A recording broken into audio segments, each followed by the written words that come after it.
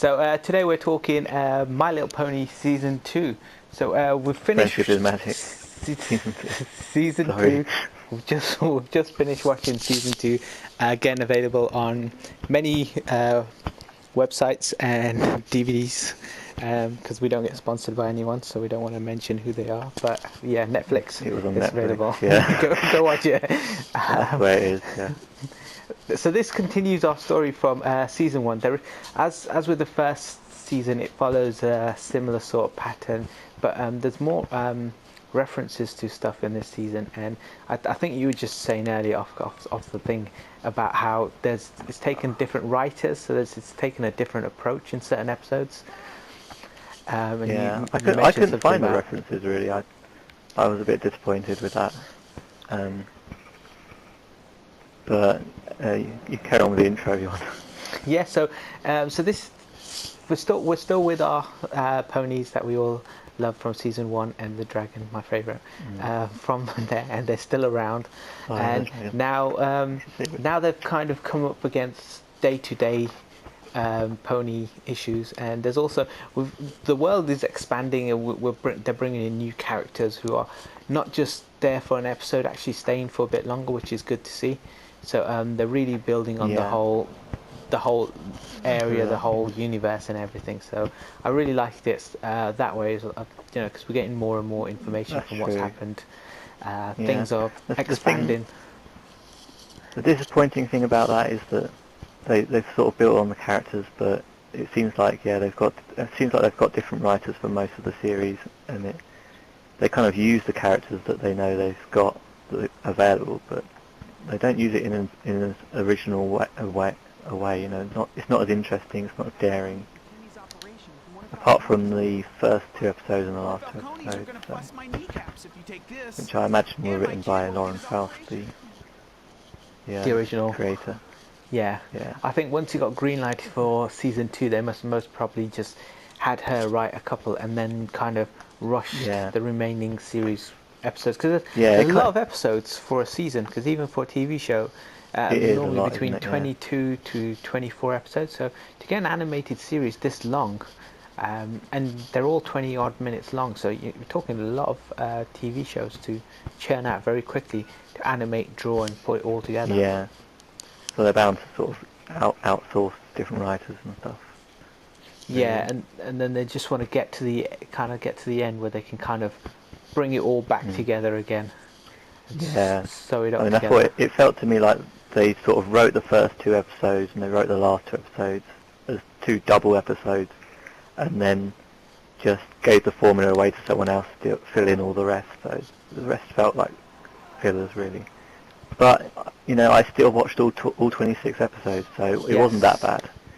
It's just it wasn't the magic, the magic and the sort of daring and fantasy and sort of craziness that they could have had, really, for the whole thing. I think you're right there. It's just when you got so much episodes to do in such a short time, you have to kind of let certain creative aspects out to other teams, and then they go off and they do their bit, and then they give it all to the animators who go away and do their great job. So I think that's where you kind of lose a bit of the continuity, and because it's such a big show, 26 episodes I think, so there's a lot of episodes to get through, so you can't have one person be around on every single episode. You have to kind of let other people do their thing. Yeah, but I really do like the double episode at the beginning and the double episode at the end. So. Yeah, I think they should always do that every season, because with the beginning they introduce a new character, a new baddie, which I think is quite a famous one now. He is, what is his name? He's a character who basically represents chaos.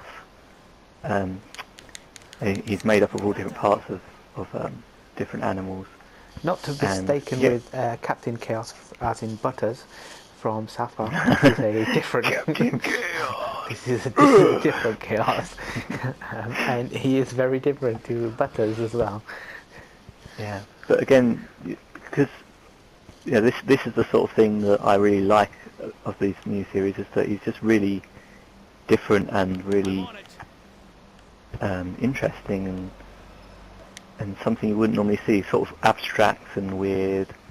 And the in the double episode there, you've got the main ponies, the main 6, sort of losing their powers, but in this case it's sort of losing their traits, which are like generosity. If you've seen the first one, they've each got their own little trait, because they're sort of tricked by whatever his name is. I'll get his name in a minute. And yeah, that sort of really the ponies sort of turn grey as they sort of lose their traits, and you don't expect to see that in a children's thing, because it's quite very dark, quite harsh. Yeah. But you know, that's the stuff that I like that they're doing with it, where they're sort of being daring enough to actually do that.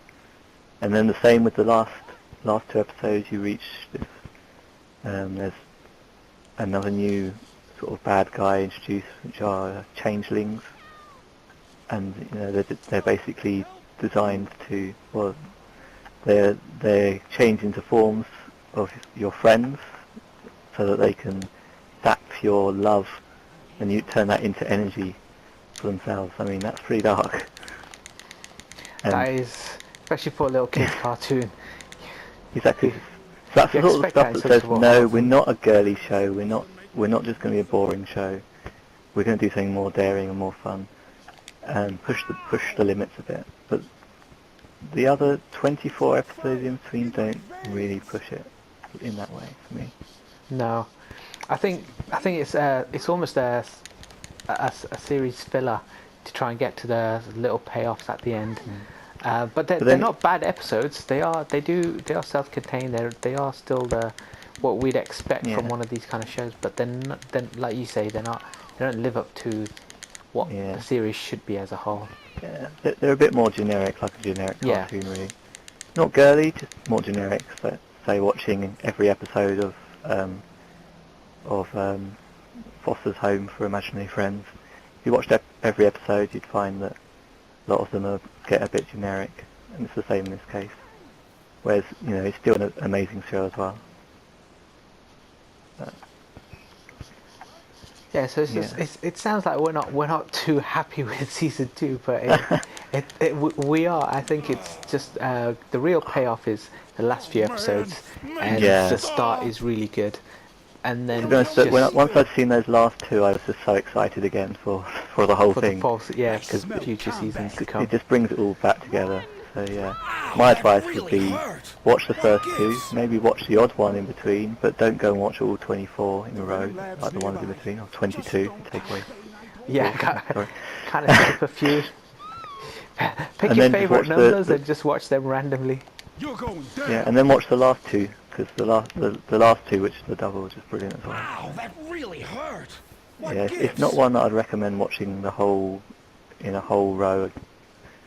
Unlike the first season, which we already reviewed, that was okay to watch in a row. But, yeah, so we've sat through the whole season for you guys to tell you that episodes 1 and 2 and the last 2 episodes, and then just pick your favourite numbers. So if you like the number 7, watch that episode. Go to episode 14 after that if you like, and then 21. Yeah. I mean, still good. If you are watching it on telly, where you're watching it once a week, because it is on a channel somewhere, I'm not sure which one. It's definitely. It's in America, and I'm pretty sure in England as well, on a channel somewhere. Then watch every single one, because you'll be wanting your pony fix. Yeah, if you're waiting weekly, definitely worth the wait.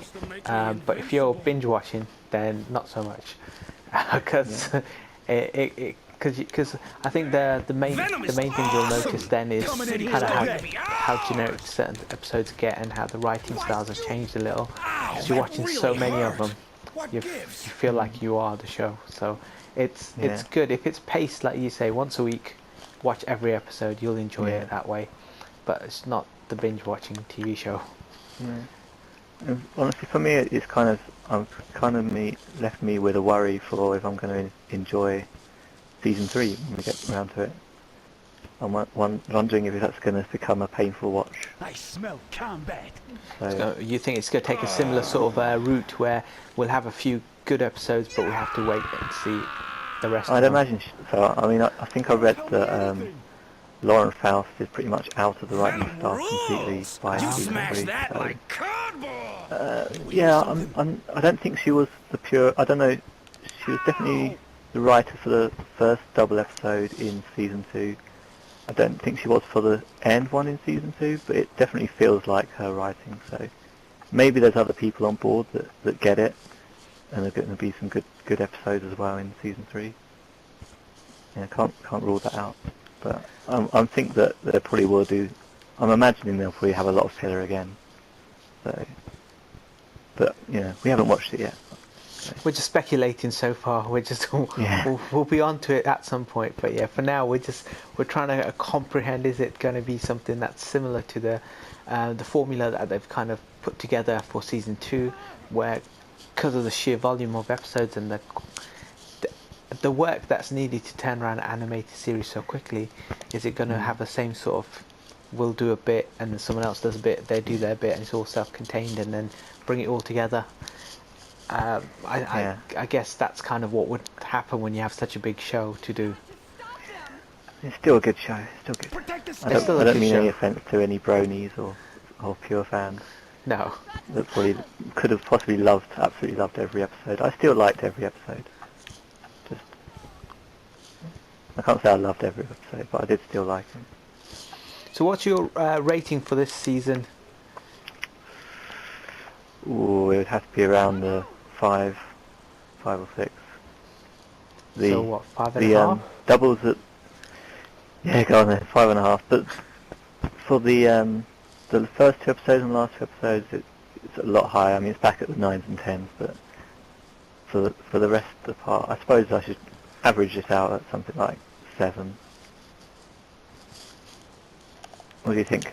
I think if you're watching it once a week, it's like any show, you'll still be enjoying it throughout.